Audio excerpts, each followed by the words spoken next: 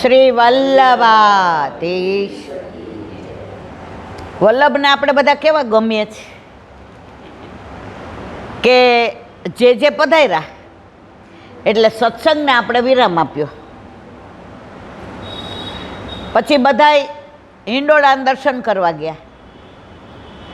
હવે અમને ખબર હતી કે 6 વાગ્યા પછી 6:15 લગભગ ખુલે. એટલે આ છોકરી અને પૂર્વીને ભાભીએ કહ્યું કે અહીંયા કરો ને હાલો અમારે ઘરે. એટલે મેં તો ઘરે આટલા બધા કદાચ ના હમાય, એટલે મંજુલાબેન કે અહીંયા જ કર ને.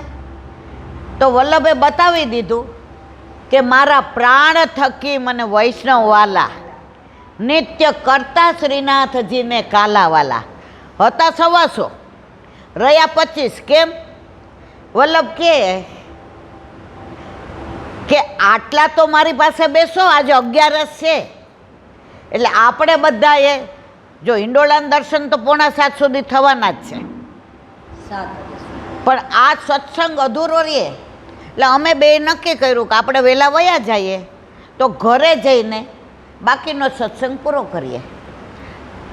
હવે ઓલી બાજુથી આવ્યા હતા અડધા, કઈ પુષ્ટિ સદન બાજુ.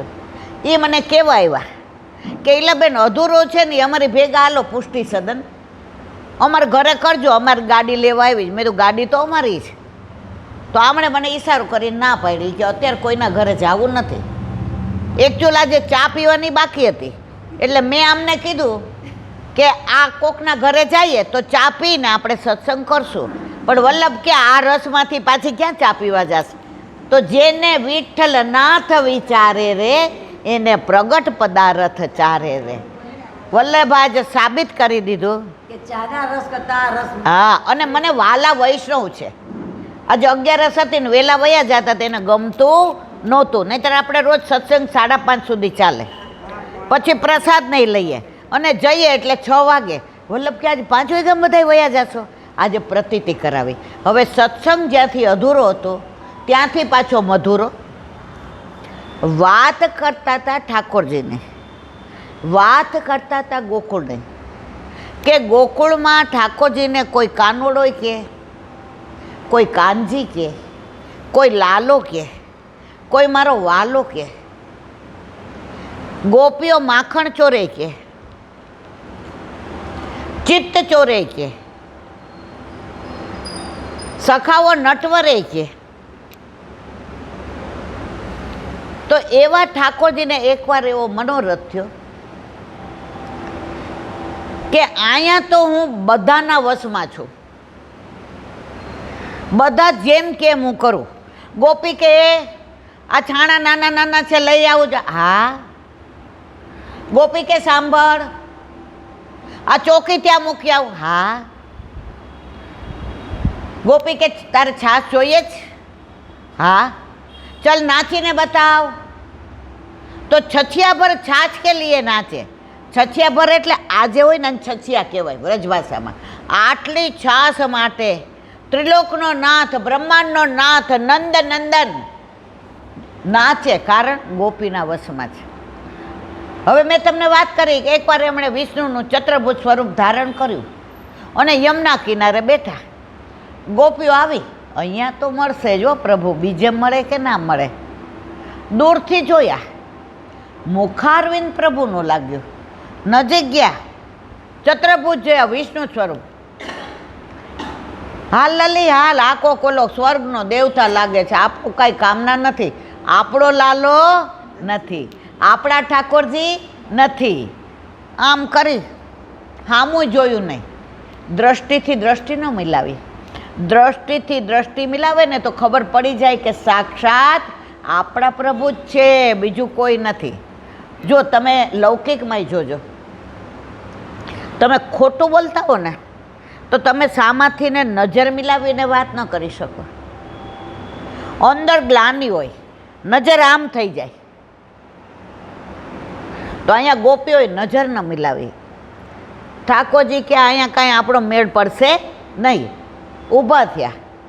એ કે બીજા બધા તો ઠીક, પણ રાધાજીને તો મારે આ સ્વરૂપમાં દર્શન આપવા છે ને આપવા જ છે. હું જોઉં કે એ મને ઓળખે છે કે નહીં. એ મારા ચતુર્ભુજ સ્વરૂપમાં હું એનો ઠાકોરજી છું એ જાણે છે કે નહીં?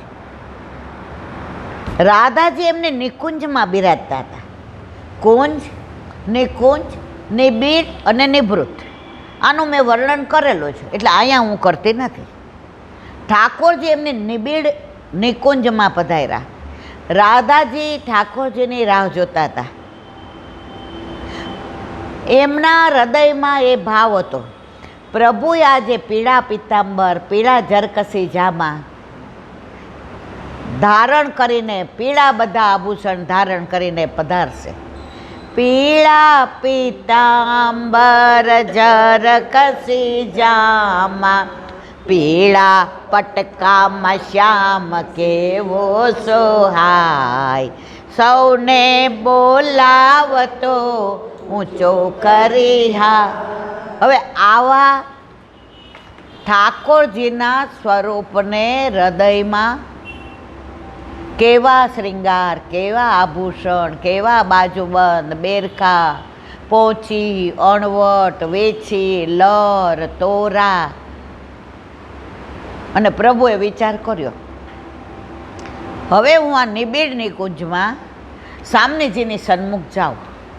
એટલે દૂરથી ને પ્રભુએ રાધાજીને જોયા. રાધાજીનું સૌમ્ય, મૃદુ, મધુરું, પ્રકાશમય, તેજમય, માધુર્યવાળું સ્વરૂપના દર્શન દૂરથી કર્યા. કળીઓ ફૂલ બની ગઈ. વાયુમાં સુગંધ લહેરાવા માંડ્યો. પક્ષીઓ દાણા ચણતા ચડતા મોઢામાં રહી ગયા. બછડાના મુખમાં આંચળનું દૂધ એમનેમ રહી ગયું. ગાયો તૃણ ચરતી હતી, તૃણ અડધું બહાર ને અડધું અંદર રહી ગયું. અને પ્રભુએ દૂરથી રાધાજીને દર્શન કર્યા. હવે પ્રભુ કે આપણે ચત્રભુજ સ્વરૂપ વિષ્ણુનું સ્વરૂપ છે, જોઈએ કે રાધાજી મને ઓળખે છે કે નહીં. જેવા પધારવા ગયા, પેલા એક ભુજા ગઈ, બીજી ગઈ, ત્રીજી ગઈ, ચોથી ગઈ. રાધાજી પાસે પહોંચ્યા ત્યારે ઠાકોરજી વિષ્ણુ સ્વરૂપ ના રહ્યા. સર્વદા સર્વભાવે ન ભજનયો વ્રજાધીપ, વ્રજાધીપ થઈ ગયા, વ્રજના લાલા થઈ ગયા, વ્રજના રાજા થઈ ગયા, બરસાનાના જમાઈ થઈ ગયા, દાઉજીના ભૈયા થઈ ગયા, રાધાજીના છૈયા થઈ ગયા, નંદ યશોદાજીના લાલા થઈ ગયા, સખાના સખા થઈ ગયા, સખીના પ્રિયતમ થઈ ગયા. અને પ્રભુએ જે હૃદયમાં રાધાજીએ મનોરથ કર્યો હતો, એ જ શ્રૃંગાર, એ જ આભૂષણ, એ જ માળા, એ જ મણકા, એ જ થાક, એ જ ચમેલી, એ જ મોગરો, મલ્લિકા, ગુલાબ, વાસંતી, કોયલ, આ બધાના માળાજીના એ જ દર્શન રાધાજીને થયા. પ્રભુએ કીધું, રાધે, વિષ્ણુ તમે ગોકુળની બહાર, ગોકુળમાં તમે ક્યારેય વિષ્ણુ તરીકે આવી શકશો નહીં. આજની તારીખમાં તમે વ્રજમાં જાઓ તો ગોકુળમાં ક્યાંય તમને વિષ્ણુ સ્વરૂપના દર્શન થશે નહીં. બાકી વ્રજમાં બધાય દેવદેવતા છે, બીજે બધે ક્યાંક તમને નારાયણ સરોવર કે ત્યાં દર્શન થશે, પણ વિષ્ણુના દર્શન ગોકુળમાં કે બરસાનામાં કે નિકુંજમાં થશે નહીં. હવે વાત નાની કરતી હતી કે આપણા ઘરે ઠાકોરજી બિરાજે છે એમ પૂછીએ. કોઈ આમાંથી આપણે કોઈ એવું પૂછીએ? શું પૂછીએ? તમારા ઘર ઠાકોરજી બિરાજે છે એવું પૂછીએ? કૃષ્ણ બિરાજે છે? તમે કોઈ એવું પૂછો છે? હા ના તો કયો મરવાલા? કોઈ એમ કે પરબ્રહ્મ, પરમાત્મા, ઈશ્વર, ભગવાન, આપણે શું કહીએ? જે જે પધરાવી દે, જાપીજી હાથમાં દે, શું કહે? હવે આ ઠાકોરજી તમારા. કોઈ જે જેને તમે એવું બોલતા સાંભળ્યા છે કે આ કૃષ્ણ તમારો? તો ઠાકોરજી કેમ? નામ ઠાકોરજી આવ્યું ક્યાં? કેમ પડ્યો? કોણે પાડ્યો? ક્યારે પાડ્યું? અને ક્યાં પાડ્યું? 2-2.5 વર્ષ પહેલાં મેં આ વાત કરી છે, બરાબર ને? પણ નો યાદ હોય તો એનું અનુસંધાન કહી દો. વાત કલાકની જ, પણ આપણે હવે 6 વાગે સત્સંગને વિરામ આપવો છે. ગોકુળમાં રોજ બધી સખીઓ આવે, લલિતા, વિશાખા, સુભગા, કેતકી, સંજાવલી, રઈ, ભામા, શ્રીભામા.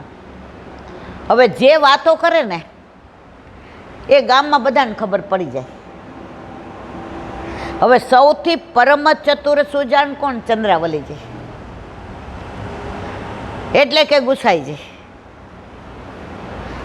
હવે ચંદ્રાવલીજીએ સાંજે બધાય યમુના જળ ભરવા ગયા. એટલે લલિતા, વિશાખા બધાને કાનમાં કીધું એ કે જુઓ, ઠકરાણી ઘાટે યમુનાજી પાસે બધા આવજો. કોઈને કાંઈ પણ કામ હોય, પ્રભુને મળવું હોય, મનમાં વ્યથા હોય, પોતાના ગોરધનથી દૂર જવું હોય, સાસુ ઈલાબેન જેવી હોય, તો બધા આવીને વાતો કોની પાસે કરે? યમુનાજી પાસે. અને યમુનાજી વગર કીધે સમજી જાય કે આપ કોઈ પણ બાનું કાઢીને ઠાકોરજીને મળવા આવી છે. અને યમુનાજી જ્યારે ઠાકોરજીને યાદ કરે તો ઠાકોરજી એક પળનો વિલંબ કર્યા વિના યમુનાજી પાસે આવે અને આવે. કમળની માળા લઈ હાથ રે, જય જય માં શ્રી યમુનાજી, રૂડા દિશે છે ઠકરાણી ઘાટ રે, જય જય માં શ્રી યમુનાજી. યમુનાજી હાથમાં કમળના માળાજી લઈને પ્રભુના માટે સત્કારવા તૈયાર જ હોય. એટલે ચંદ્રાવલીજીએ કહ્યું, લલી દેખ,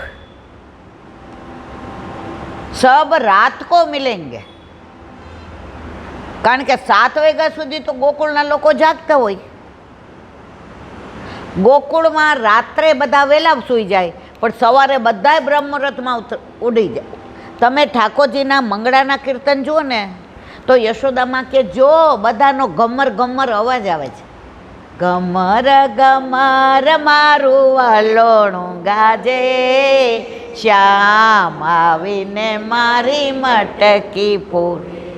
તો સવારે માં કે જો આ બધા તૈયાર થઈને આવી ગયા, લાલા તારા ભાઈબંધ તો બધા કેવા સરસ છે. બધા એમ કે અરે રે લાલો તો શું છે.